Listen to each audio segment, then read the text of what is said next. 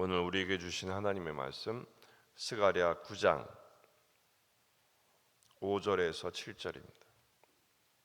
스가랴 9장 5절에서 7절 말씀 함께 읽겠습니다. 아스글론이 보고 무서워하며 가사도 심히 아파할 것이며 에그로는 그 소망이 수치가 되므로 역시 그러하리라.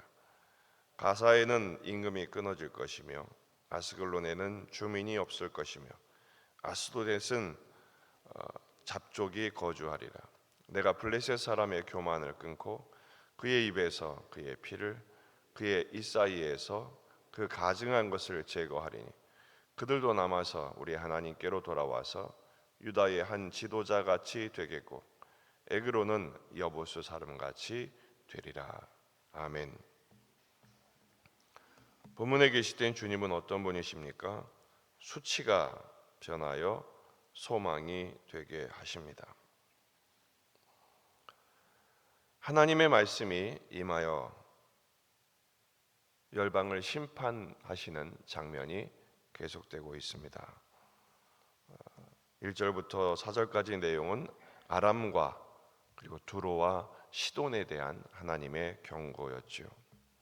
그들이 자랑으로 여겼던 것들을 수치가 되게 하시는 하나님의 능력을 선포하였습니다. 오늘 5절부터 7절은 블레셋에 임한 하나님의 경고와 심판입니다. 블레셋은 대대로 이스라엘을 아주 괴롭혔던 유명한 5개의 성읍으로 구성이 되어 있죠. 가사, 가드, 아스글론, 아스돗, 에그론. 오늘 본문에는 가드는 빠져 있습니다. 5절에 아스글론이 보고 무서워하며 가사도 심히 아파할 것이며 에그론은 그 소망이 수치가 되므로 역시 그러하리라. 아스글론이 무서워하는 것, 가사가 통증을 느끼고 에그론이 역시 고통을 느끼는 이유는 앞에서 두로와 시돈에서 일어난 일 때문에 그렇습니다. 그 강력한 요새와 그 부와 그리고 그 번영했던 두로와 시돈이 하나님의 바다에 그들을 던져버리시고 불에 태워버리시는 하나님께 정복당하는 현상을 보고 그들이 두려워한 것이죠. 또 계속해서 가사는 임금이 끊어지고 아스글론에는 주민이 없어지고 아스돗에는 잡족이 거주하게 됩니다.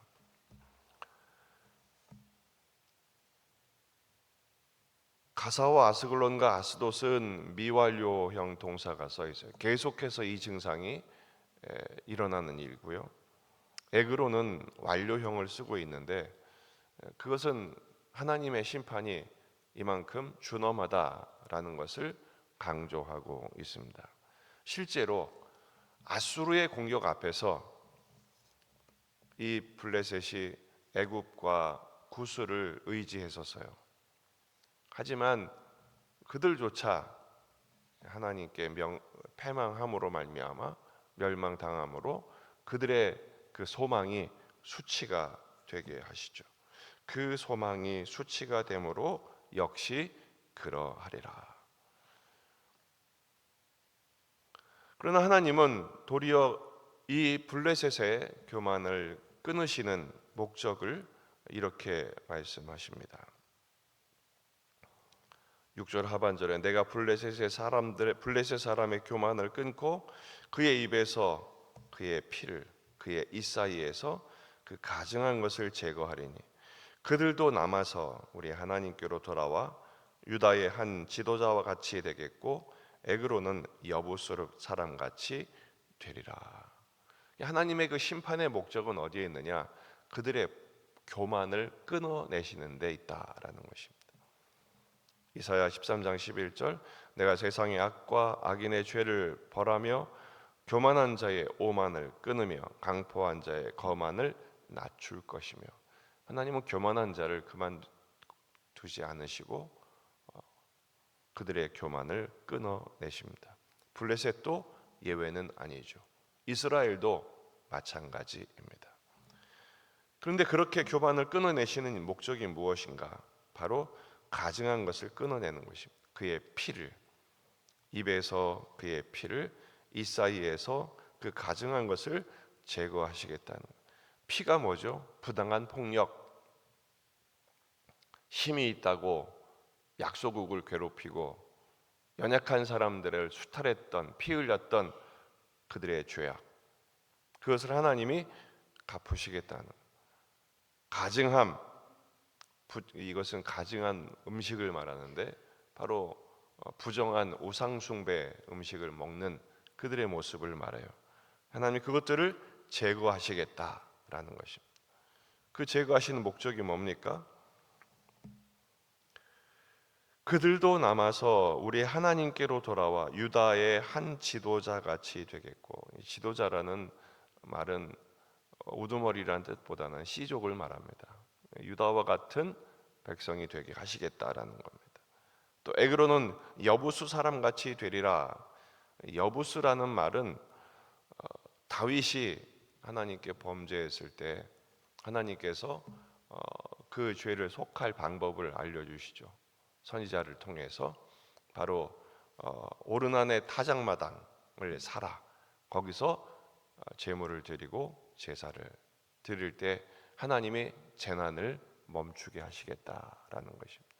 그 오르난의 타작마당, 오르난의 그 출신이 여부수 사람입니다.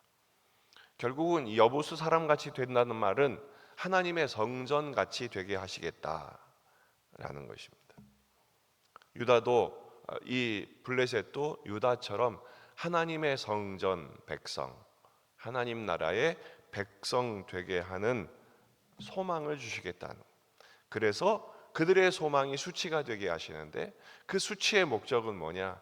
하나님의 선교, 하나님의 백성. 하나님이 그들도 하나님의 백성 삼으시려는 목적을 갖고 계신 것입니다. 계속해서 9장 초반부가 내용이 그것입니다. 아람을 정복하시고 두로와 시돈을 깨뜨리시는 이유가 뭐냐? 그들의 자랑을 끊어내시고 그 자랑이 수치가 되게 하심으로써 진정한 소망이 무엇인지를 알게 하시는 것이죠. 블레셋의 교만을 끊으시는 목적도 같다라는 것입니다. 하나님의 심판은 그냥 쓸어버리는 것이 목적이 아니라 그들도 남은 자가 되어 하나님께 돌아와 하나님의 백성이 되어 하나님의 백성의 복락을 누리게 하시려는 하나님의 선교의 목적을 갖고 계시다라는 것입니다. 이미 8장 20절에서 이 성읍 주민이 우리가 하나님께로 돌아가겠다, 여호와께 은혜를 구하겠다, 그러자 나도 가겠노라. 그래서 많은 백성과 강대국들이 하나님을 찾고 하나님의 은혜를 구하고 하나님께 경배하는 날이 오겠다고 예언하신 바가 있어요. 실제로 하나님의 목적은 그것입니다. 온 세상이 주께 돌아오는 것입니다. 하나님이 세상을 이처럼 사랑하사, 하나님의 본심은 모든 백성이 하나님의 사랑 안에서 구원받고 하나님의 복락을 누리게 하는 데 있습니다. 이스라엘의 사명이 뭐냐? 그 축복의 통로가 되라는 것입니다. 하나님 나라의 사신이 되어 그들로 하여금 주께 돌아오게 하는 피스메이커로 쓰임받기를 원하시는 것이죠.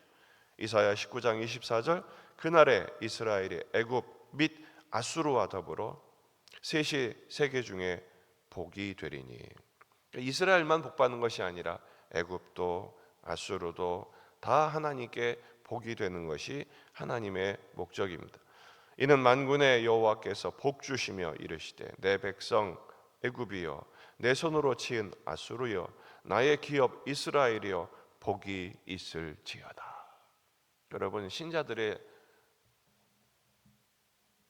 세계관은 나만 복받는 데 멈춰서는 안 됩니다. 하나님은 온 세상이 복된 존재가 되기를 원하세요. 그 복을 잃어버린 죄를 회개하고 교만을 끊고 자랑을 멈추고 오직 하나님만 바라보며 하나님을 소망케 하는 것이죠. 그래서 여러분, 우리는 나의 잘됨을 통해 나만 복받는 게 아니라 나를 통하여 온 세상이 복되게 하시는 축복의 통로로 우리를 쓰기를 원하신다는 것입니다. 오늘 하나님은 여러분들에게 복을 내려주실 줄 믿습니다. 그러려면 자랑을 끊어야 합니다. 교만을 물리쳐야 합니다. 그리고 하나님이 나를 통해서 많은 사람들을 복되게 하기를 원하신다라는 생각을 갖고 오늘 만나는 사람들을 시기와 질투와 대적과 그리고 도전의 대상이 아니라 축복과 위로와 격려와 복음을 전할 대상으로 삼는 삶을 사셔야 된다는 거예요. 그렇게 될 때 우리도 하나님의 복을 받게 되고 다른 사람도 복되게 되는 것이죠.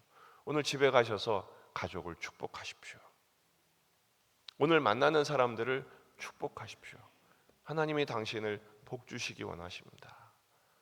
그 하나님을 만나기를 바랍니다. 축복하고 또 우리 자신도 어떤 일이 있다 할지라도 낙심하고 좌절하지 마시고 나를 향한 하나님의 뜻을 깊이 묵상하면서 여러분 자신을 축복하십시오. 그렇게 될 때 하나님 나를 복되게 하실 뿐 아니라 나를 통해서 나의 남은 생에 많은 사람들을 주께 돌아오게 하는, 그래서 별과 같이 빛나는 복음 전도의 복음 증인의 삶을 잘 살아내는 저와 여러분이 되시기를 주의 이름으로 축원합니다. 기도하시겠습니다. 말씀을 붙들고 우리 자신과 가정과 교회와 이 지역의 복음화, 민족의 복음화, 세계 복음화를 위해서 환우들, 군의 아들들, 이 나라의 리더십이 회복될 수 있도록 기도하시고, 오늘 수요 예배가 있습니다. 또 여러분 가정 기도 제목들 가지고 간절히 기도하시다가 돌아가시겠습니다.